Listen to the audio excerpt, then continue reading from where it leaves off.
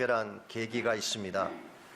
좋은 사람을 만난다거나 혹은 반대로 사랑했던 사람을 잃어버린다든가 이와 같은 것이 계기가 되어서 삶의 태도나 자세가 바뀌는 경우를 볼 수 있습니다. 혹은 굉장한 사건이나 어려운 시련 같은 것을 통해서 인생의 눈이 떠지게 되고 새로운 가치를 보는 경우도 있습니다. 심지어는 따끔한 말 한마디가 인생을 바꿔 놓기도 합니다.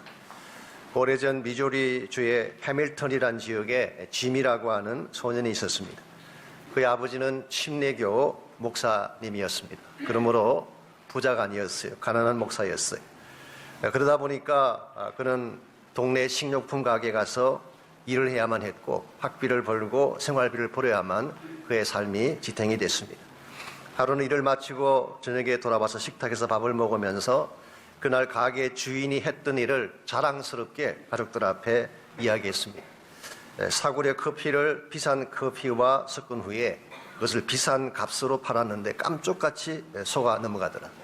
얼마나 이윤이 많이 남는지 나도 나중에 식료품 가게나 하나 할까 그렇게 이야기를 했어요. 이 말을 듣고 다들 재미있게 웃어줄 줄 알았는데 그의 아버지가 정색을 하면서 말을 했습니다. 짐이야, 남을 속여서 버는 이윤이 그렇게 자랑스럽니? 하나님 앞에서 부끄러운 줄 알아야지. 단호하게 던지는 이 한마디가 그의 가슴을 파고 들었습니다.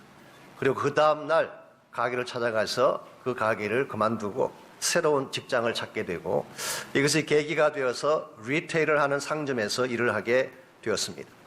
그때부터 그야말로 하나님 앞에서 하듯이 자신의 이익이 아니라 고객들의 이익을 위해서 정직하게 일을 했습니다. 그 결과 가게가 커지게 되고 나중에는 자기 소유의 가게까지도 운영하게 됐습니다. 이것이 오늘날 그 유명한 미국 백화점의 대명사가 된 J.C. 펜이라고 하는 백화점의 시초가 됐습니다. JC가 무슨 약자인가? 어떤 분은 지저스 크라이스트 약자라고 이야기하기도 하지만 그건 아닙니다. 이 사람이 풀 네임이 제임스 캐시 펜위. 이름이 캐시니 돈이 안 들을 수가 있겠습니까? 그래서 이분이 1970년대에 이미 순이익이 100억 불을 넘었다고 기록이 되어 있고요. 이 제임스 펜위는 자신의 재산의 대부분을 선교하는 일이나 구제하고 섬기는 일에 사용했다고 알려져 있습니다. 실제로 하나님 앞에 부끄럽지 아니한 아름다운 삶을 부과한 것입니다. 이런 무엇이 기껏해야 식료품 가게 주인에 불과할 뻔했던 이 제이시 펜이를 이처럼 위대한 역량을 가진 존재로 바꾸어 주었을까요? 그 아버지가 던졌던 단호한 신앙적 말씀 하나가 그의 삶을 바꾸는 계기가 된 것입니다. 오늘같이 삶에도 이와 같은 삶의 계기가 필요합니다. 그냥 주어졌으니까 살자, 이건 바른 자세가 아닙니다. 널 그렇게 살아왔으니 그렇게 살다 가야지, 이것도 건강한 삶의 자세는 아닙니다. 내가 살아왔던 방식이었다 하든 지금 있는 것이 어떤 상태에 있든 주어진 현실에 만족하지 아니하고 늘 하던 방식이 아닌 새로운 차원의 변화를 위해서 과감하게 일어날 수 있을 때에 우리 삶도 더 건강해지게 되고 하나님이 기뻐하시는 삶의 열매도 맺혀지는 것입니다. 특별히 우리 영적 생활에 있어서 새로운 변화의 계기가 필요합니다. 하나님과의 만남을 더 깊게 하고 말씀을 보는 눈이 달라지고 그 결과 하나님의 꿈과 비전에 눈을 뜨게 되는 이와 같은 영적 전환의 계기가 우리 삶 속에 있어야만 건강하고 아름다운 신앙생활을 이룰 수가 있는 것입니다. 그렇다면 어떻게 할 때 우리가 영적인 전환점을 맞이할 수가 있고 우리 이걸 영적으로 변화시킨 데는 어떤 요소가 필요한지 오늘 같이 봉독한 이 본문을 통해서 함께 정리해 보려고 합니다. 오늘 같이 읽은 이 말씀은 다니엘이 하나님께 올려드린 기도를 소개하고 있습니다. 그런데 이 기도는 지금까지 다니엘이 했던 기도와는 내용도 다르고 그 패턴도 다른 것을 발견할 수가 있습니다. 3절을 잠깐 보시면 내가 금식하며 베옷을 입고 죄를 덮어쓰고 주 하나님께 기도하며 간구하기를 결심했다고 했습니다. 지금까지 다니엘이 기도를 안 한 것은 아니죠. 자기 개인적인 문제를 가지고도 기도하고 하나님의 환상을 보기 위해서 기도도 했지만 그러나 금식하고 베옷을 입고 죄를 뒤집어쓰고 기도했던 것은 오늘 본문이 처음이에요. 일반적으로 이와 같은 기도의 형태는 국가적인 재앙이나 급박한 위기 상황 앞에서 갖게 되는 기도의 모습인데 왜 다니엘이 이처럼 절박한 그리고 평소와는 다른 차원의 기도를 하게 됐을까요? 1절과 2절을 보시면은 이와 같이 기도할 수밖에 없었던, 이와 같이 다니엘을 새롭게 영적으로 변화시켰던 계기가 된 사건을 1절과 2절이 소개를 합니다. 메대 족속 아수르의 아들 다리오가 갈대아 나라 왕으로 세움을 받던 첫 해, 다리오가 갈대아 왕으로 처음 등극하던 첫 해라고 밝힙니다. 이것은 연도로 설명을 드리자면 정확하게 BC 538년입니다. 지난번에 한번 잠깐 설명을 드렸지만 사실은 이것보다 1년 전인 주전 539년도에 고레스에 의해서 페르사 제국이죠. 바벨론이 멸망을 했습니다. 그때 이미 이 고레스가 원래 바사 제국의 왕인데 메대 제국을 합병을 시키고 새로운 제국을 만들었어요. 그럼 오늘 본문 속에 나오는 이 다리오가 등극했다고 하는 것은 다리오가 메대 왕으로 등극했다는 뜻이 아니라 사실은 이런 것입니다. 이 다리오가 고레스의 장인어른이었잖아요. 그래서 그가 땅을 정복한 후에, 바벨론을 정복한 후에 그 바벨론 지역을 자기 장인인 이 다리오로 하여금 다스릴 수 있도록 그 왕좌를 준 것입니다. 그래서 오늘 본문에서 갈대아 나라 왕으로 세움받았다고 표현한 이유가 거기에 있는 것입니다.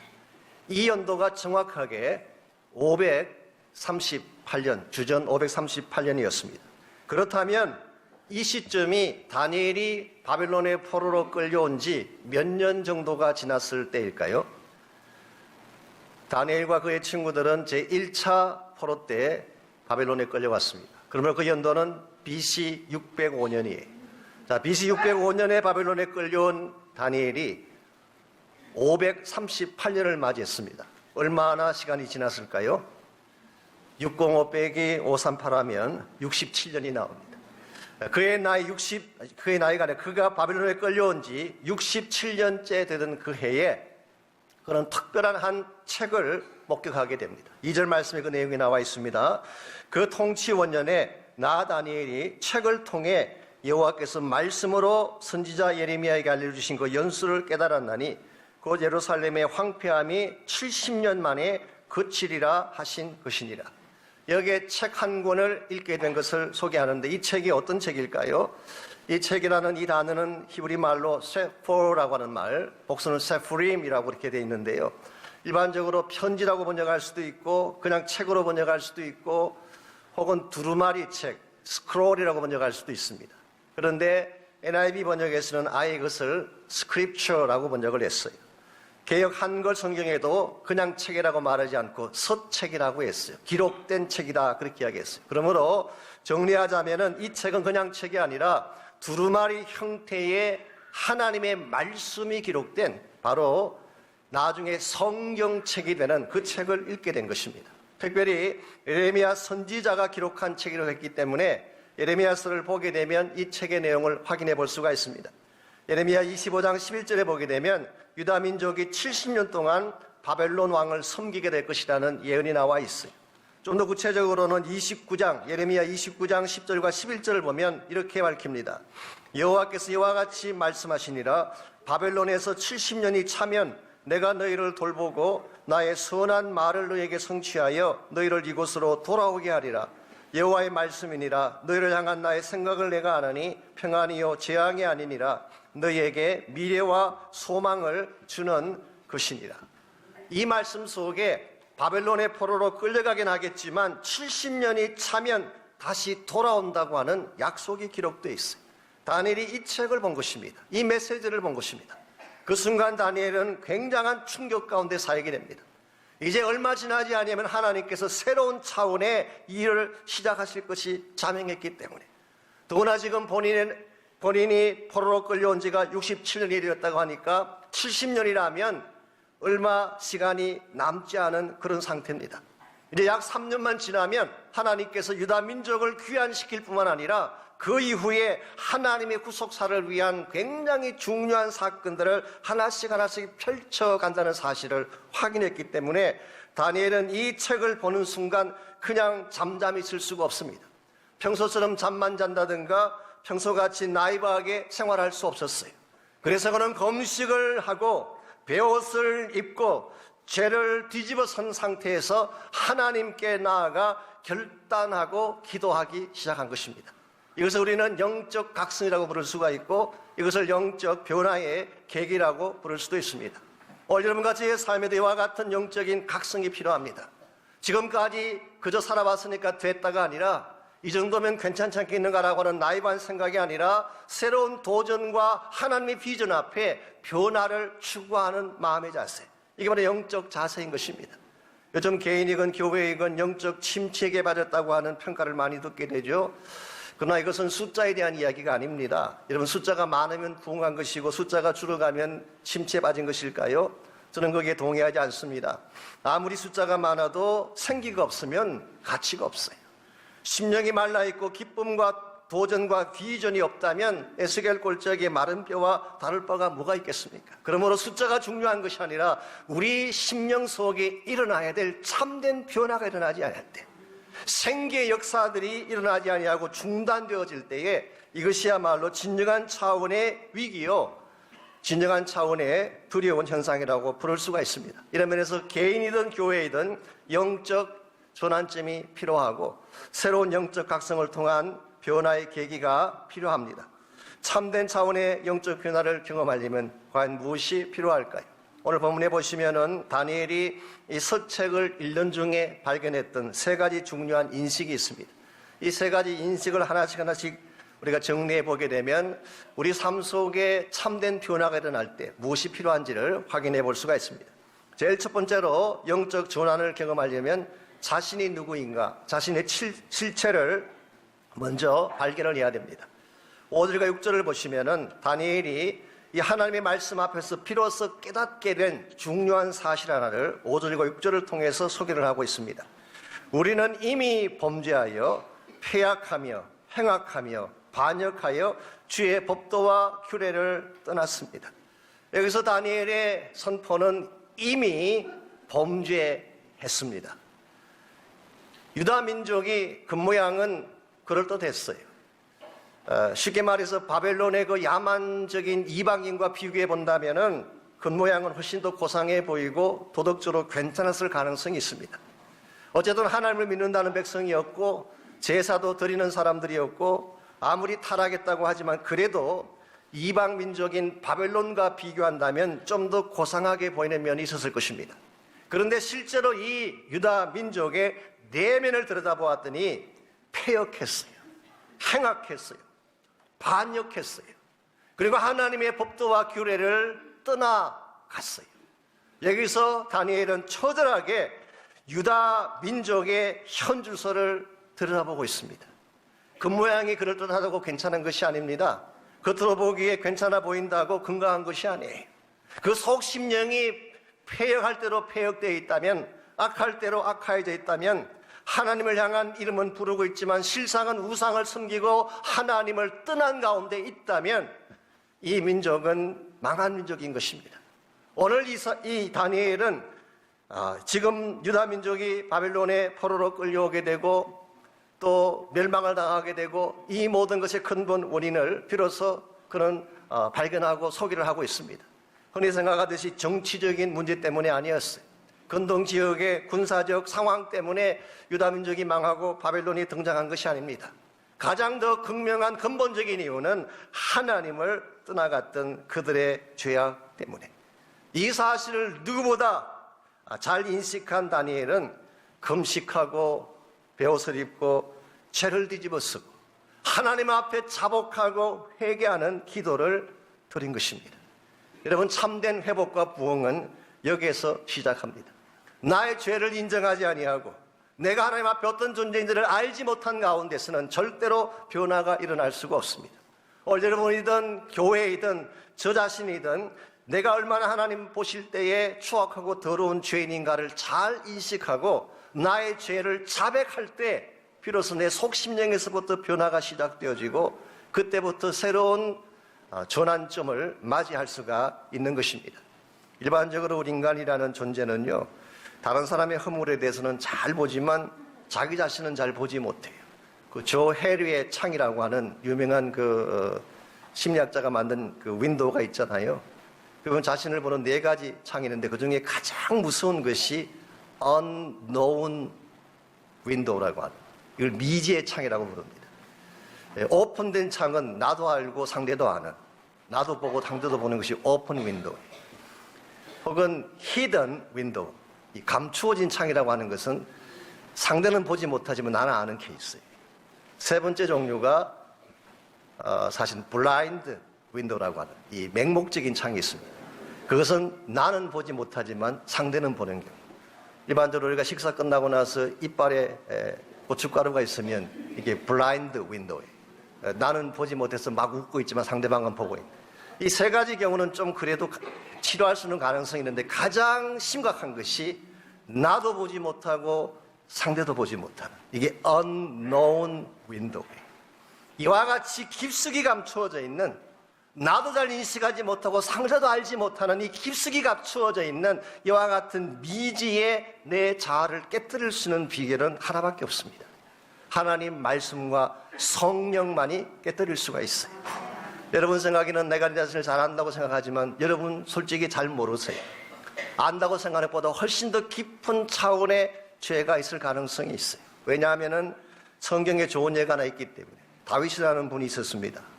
이 다윗이 자기 부하의 아내를 취하는 죄를 범했어요. 즉 간음죄를 범한 거죠. 남의 부인을 탈취했기 때문에 또한 탐욕의 죄도 범한 것입니다. 거짓말하고 나중에는 그 군사를 전형태에 보내서 죽게 했어.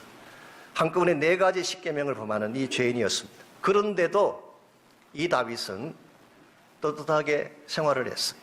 하루는 나단 선지자가 찾아와서 다윗에게 우화 하나를 소개합니다. 사무엘하 12장에 보면 나옵니다. 한 마을에 부자가 있고 가난한 자가 있었는데 이 부잣집에는 소도 많고 양도 많고 굉장히 가축들이 많이 있었어요. 부자니까. 근데 가난한 자의 집에는 암양 새끼 하나밖에 없는데 얼마나 그 주인이 암양을 사랑했는지 딸처럼 안고 자고 귀히 여기는 그런 암양이 하나 있었습니다. 그런데 부잣집에 어느 날 손님이 왔어요. 근데 그 부자가 자기 집에 있는 많은 양과 소중의 한 마리를 잡지 아니하고 하나밖에 없는 암양을 가진 가난한 집에 그 암양을 가져와서 빼앗아와서 그것을 잡아서 손님을 대접했다는 것입니다. 이게 사실은 누구에 대한 스토리인가요? 다윗 자신에 대한 이야기를 한 것입니다. 그때의 다윗이 보인 반응이 사무엘하 12장 5절에 나와 있습니다. 다윗이 진노하여 말하기를 여호와의 사심을 두고 맹세하노니 이 일을 행한 자는 마땅히 죽을지라. 본인이 바로 그 장본인인데도 불구하고 이처럼 사악한 짓을 행한 자는 마땅히 죽게 될 것이다. 여러분, 다윗이 얼마나 경건한 사람이었어요. 얼마나 많은 찬송시를 쓰고 하나님을 사랑했던 자였어요. 이와 같이 경건하고 예배하고 하나님을 사랑한다고 하는 이 다윗마저도 자기 안에 내재되어 있는 깊은 차원의 죄를 보지 못했다는 것입니다. 그때 나단이 That's you, 바로 당신이 그 사람이다라고 지적했을 때 그때 비로소 다윗이 자복하고 그 말씀의 지적 앞에 꺾어져서 나중에 그가 기록했던 시편을 보게 되면 침상에 떠나가도록 울고 회개했다는 기록이 나옵니다. 비로소 자기 자신을 되찾은 것입니다. 오늘 여러분까지의 삶 가운데 이와 같은 인식이 필요해요. 남을 탓하기 전에, 가정에서 아내를 탓하기 전에, 혹은 남편을 탓하기 전에 나 자신을 먼저 말씀의 거울 앞에 비춰보아야 돼요.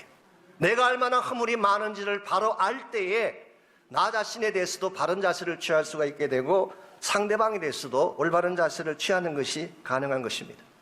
한국의 어떤 고등학교에서 아마 이 학교였던 것 같은데요.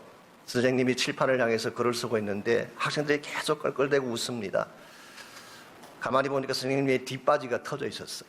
그리고 아이들이 막 웃고 있는데 선생님이 아이들이 웃으니까 얼마나 화가 났는지 글을 쓰다 말고 돌아서서 이렇게 이야기했대. 도대체 어떤 놈이냐? 너희들을 웃게 만든 놈. 웃는 너희도 나쁘지만 웃게 만든 놈이 더 나쁜 놈이야 라고 이야기했던 거 아니에요. 물론 그거 진짜인지 모르겠습니다만은 일반적으로 내가 허물이 있다는 것은 알지 못해. 내가 얼마나 악한 죄인인지는 알지 못해. 그러나 하나님은 나 자신이 누군지를 정확히 알고 하나님을 향해 바로 돌아오는 자를 회복시켜 주시고 새롭게 변화시켜 주십니다. 이와 같이 우리가 영적인 조난을 경험하려면 1차적으로는 내가 누구인지를 알아야 돼요. 두 번째로 우리가 참된 조난을 경험하려면 하나님이 어떤 분인가를 인식해야 됩니다. 오늘 본문에 보게 되면 하나님에 대한 두 가지 인식이 나오는데 그중에 첫 번째가 하나님의 크심에 대한 것, the greatness of God, 하나님의 위대하심에 대한 인식을 소개합니다. 4절 보시면 내 하나님 여호와께 기도하여 자복하여 이르기를 크시고 두려워할 주 하나님. 여기서 이 다니엘은 하나님을 크시고 두려운 분이라고 그렇게 인식을 하고 있습니다. Great and awesome God. 그냥 하나님이 아니에요.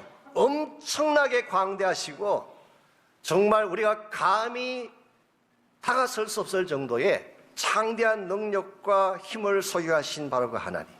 이 하나님의 크심에 대한 인식을 바로 할 때 여러분과 제 삶 속에 변화가 일어날 수가 있습니다.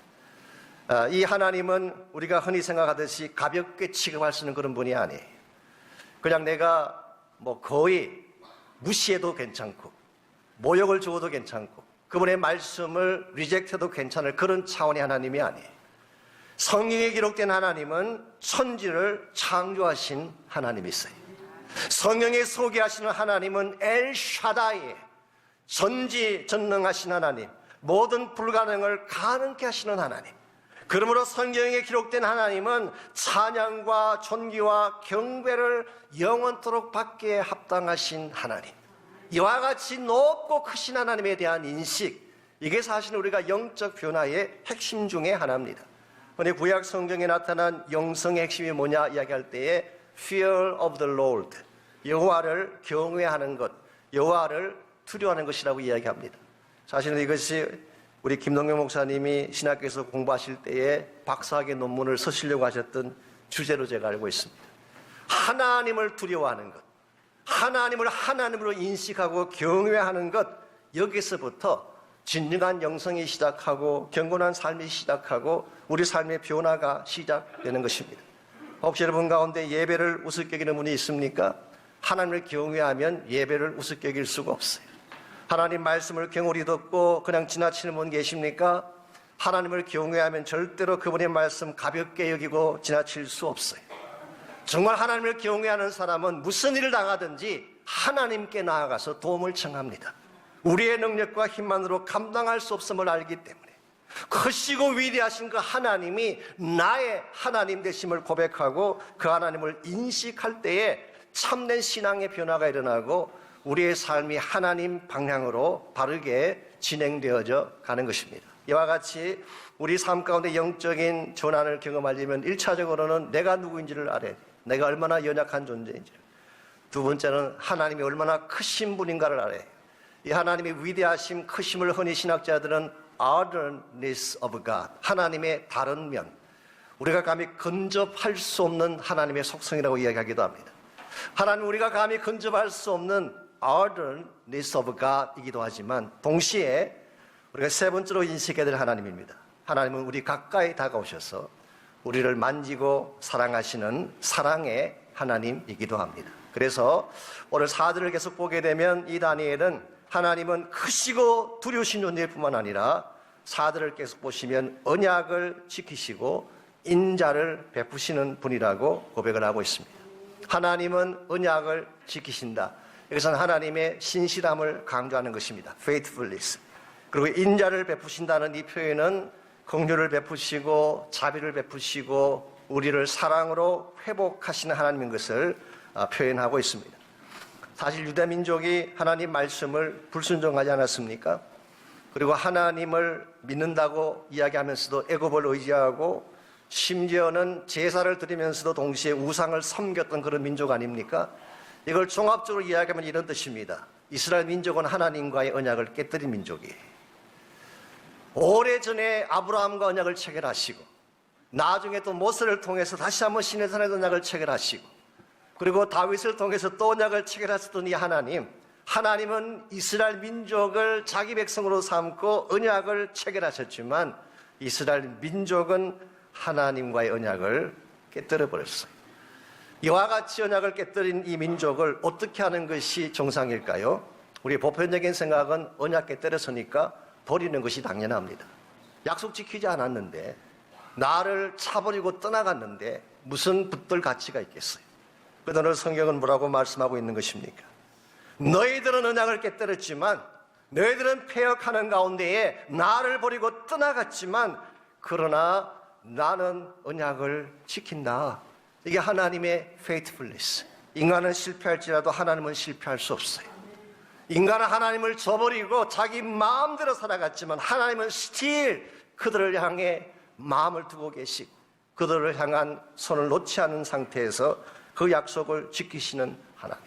그랬기에 이 유다 민족이 그 엄청난 고난을 범하고 바벨론의 포로로 끌려가는 수모를 당했지만 70년 후에는 다시 회복시켜 돌아오게 하겠다는 것입니다. 여기에 하나님의 긍휼하심과 은혜가 있습니다. 그냥 돌아오게 하시는 것이 아니라 돌아온 후에 성전을 다시 건축하게 하십니다. 그리고 다음 시간에 다룰 것이지만 그 성전 안에 기름 부음 받은 자를 세워주셔서, 이게 궁극적으로는 장차 이 땅에 오실 우리 메시아이신 예수 그리스도를 말합니다. 그래서 이 기름 부음 받으신 예수 그리스도를 통해서 유다 민족뿐만 아니라 온 나라 열방 민족까지도 다 그분의 보배로운 피로 깨끗게 하시고 맑게 하셔서 구속하시는 은혜. 이게 성경이 말씀하고 있는 하나님의 사랑입니다. 여러분과 이 사랑을 알 때 하나님께로 돌아올 수가 있어요. 우리가 변화되는 것은 어떤 외적인 압박이나 어떤 시스템이 우리를 변화시키는 것이 아닙니다. 이 사랑에 대한 감격이 나를 바꾸는 거예요. 예전에는 내가 하나님이 나를 얼마나 사랑하는지를 몰랐는데 이 사랑을 아는 순간 내 심령 가운데 깊은 감동과 함께 변화가 일어나게 되고 하나님을 향해 나아갈 수가 있는 것입니다. 이런 면에서 하나님의 사랑은 오늘 소위 말하는 세상의 사랑과는 분명히 다릅니다. 세상은 깨어지고 부서지면 가차없이 버립니다. 혹시 여러분 가운데 세상 인심을 너무 믿는 분이 계신다면 조심하십시오. 세상 인심은 좋을 때이지 여러분이 실패하고 패배하고 깨어지면 가차없이 버립니다. 근데 하나님은 반대예요. 깨어졌기 때문에 오히려 다가오시는 하나님. 내가 상한 자가 되었기 때문에, 나의 능력과 힘으로 도저히 일어설 수 없는 무능력한 자가 되었기 때문에 나를 향해 다가오시고 나를 안으시고 품으셔서 나를 새 사람 되게 만드시는 것. 이게 우리를 사랑하시는 주님의 모습이기도 하고 처음부터 끝까지 우리를 신실하게 인도하시는 하나님 사랑의 본질이기도 합니다. 우리가 먼저 하나님께로 나아간 것이 아닙니다. 하나님이 우리를 향해 다가오셨어요. 내가 잘났기 때문에 구원받고 하나님 자녀 된 것이 아니라 내가 아직 죄인일 때에 하나님이 예수 그리스도를 이 땅에 보내셔서 지금부터 2000년 전 갈보리 언덕에서 십자가에서 돌아가시게 하심으로 우리를 구원하심으로 하나님 사랑을 확정해 주셨어요. 우리가 이 사랑을 알게 될 때에 우리는 절망하지 않게 되고, 이 사랑을 알게 될 때에 무슨 일을 당할지라도 이 사랑을 믿기 때문에 우리는 다시 일어설 수 있고 회복될 수가 있습니다. 안토니 깜폴로라고 하는 유명한 교수가 있죠. 대학 교수이기도 하지만 사실은 복음 전거자이십니다. 이번에 한 번은 하이스쿨 학생들의 수련회 강사로 초청을 받고 말씀을 인도한 적이 있었는데요. 그때 그 수련회장에서 만났던 한 학생이 있습니다. 빌리라고 하는 학생인데 뇌성마비로 불구가 된 학생이었습니다. 몸을 제대로 가누지를 못하기 때문에 항상 그럴 때는 비틀거리며 겨우겨우 발걸음을 내딛고 발음을 제대로 할 수 없기 때문에 한마디 할 때마다 얼마나 더듬거리며 길게 말을 해야 되는지, 이와 같은 빌리를 보면서 다른 학생들이 흉내를 내고 놀리기가 있습니다. 빌리가 몸을 뒤트는 그 흉내를 내기도 하고 더듬거리는 말을 흉내내기도 하고, 이걸 본 안토니 깜폴로 교수가 굉장히 마음이 아팠대요. 심지어는 분노하는 마음까지 찾아왔대요. 그러던 것이 목요일 저녁인데 드디어 안토니 깜폴로의 분노가 극에 달한 한 사건이 일어났습니다. 이제 각 숙소 방별로 한 명씩 대표로 나와서 앞에 강단에 올라가서 간증을 하는 그런 시간을 갖는데요. 빌리가 속했던 숙소에서 빌리를 방 대표로 뽑아서 내보낸 것입니다. 학생들이 왜 이렇게 빌리를 뽑았을까요? 빌리가 올라가서 뒤뚱거리는 모습, 더듬거리며 말하는 모습을 보고 깔깔대고 놀리고 웃기 위해서 빌리를 내보낸 것입니다. 이걸 보고 사실 안토니 깜본도는 굉장히 화도 나고 빌리의 모습이 너무나 안쓰러워서 어떻게 할 것인가 지켜보는데 이 빌리가 몸을 힘겹게 끌면서 강단 위로 올라갔어요. 올라가는 그 모습 자체가 벌써 사람들의 야유거리가 되고 웃음거리가 됐습니다.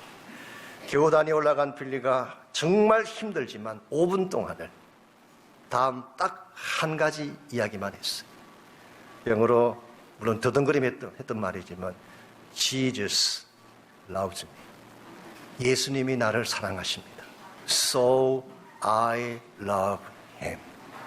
예수님께서 나를 사랑하십니다. 그러므로 나도 그분을 사랑합니다. 이걸 한 번만 하는 것이 아니라 또 하고 또 하고 또 했어요. 5분 동안을 전심을 다해 더듬거리면서 이 한마디 한마디를 할 때마다 그렇게 떠들던 아이들의 웃음소리가 잠잠해지기 시작합니다. 마침내 그 온 혼란이 조용하게 정적이 흐르게 됐습니다. 이제 3분이 지나고 4분이 지나고 5분이 지날 때쯤 됐을 때에 곳곳에서 흐느끼며 우는 소리들이 들려왔습니다. 성령께서 그 학생들의 가슴을 만진 것입니다. 마치 다음과 같이 성령이 말씀하시는 것 같았대요. 오케이, 빌리 is a cripple. 빌리는 잘 걷지 못하는 애. He may be broken and disabled. Maybe 그의 몸은 깨어졌고 그는 움직일 수 없는 불구자일지도 몰라. Even so, I love him. 나는 빌리를 사랑해. 아마 이와 같은 성령의 속삭임과 그 메시지가 학생들의 가슴을 치고 들어갔는지 안토니 깜볼로의 설명에 의하면 그날 밤 자기가 지금까지 보았던 어떤 집회보다도 가장 강력한 부흥의 역사가 일어났고 수많은 청소년들이 예수께로 돌아오는 위대한 역사가 일어났다고 간증을 했습니다. 사랑하는 형제자매 여러분, 세상은 깨어진 자들을 멸시하고 부서진 인생들을 버리지만 하나님은 그렇지 않아요. 깨어졌기 때문에 더 우리를 향해 다가오시고 우리가 못나고 추했기 때문에 나를 더 가슴에 안기를 원하시는 하나님의 사랑. 이 사랑을 알게 될 때 참된 변화가 가능하고 이 사랑을 알게 될 때 어떠한 어려운 일을 겪어도 여러분은 절망하지 않고 다시 일어설 수가 있습니다. 제가 마지막으로 리거렌 목사님의 말씀을 인용해드리고 오늘 설교를 마무리하려고 합니다. 자기 아들 매튜가 아신 대로 갑작스럽게 세상을 떠났을 때 그 아들의 죽음을 앞에 놓고 고통 가운데서 고백했던 말이 남아 있습니다. 하나님의 은혜 동산 안에는 In God's Garden of Grace, 하나님의 은혜 동산 안에는 깨어진 나무에도 열매가 맺힌다. Even broken trees bear fruits. 하나님의 은혜 동산 안에는 이번 깨어진 나무에서도 열매가 맺힌다. 여러분, 이것이 하나님의 우리를 향하신 사랑입니다. 하나님의 은혜 동산에는 모든 자들이 다 갈 수 있어요. 깨어진 자, 상처받은 자, 버림받은 자, 도덕적으로 윤리적으로 실패한 자들까지도 내가 하나님 앞에 나의 죄를 자백하고 예수 그리스도의 십자가를 붙들기만 한다면 누구나 하나님의 은혜의 동산 안에 들어올 수가 있고 깨어졌을지라도 얼마든지 열매를 맺을 수 있는 축복이 우리 모두에게 약속되어져 있습니다.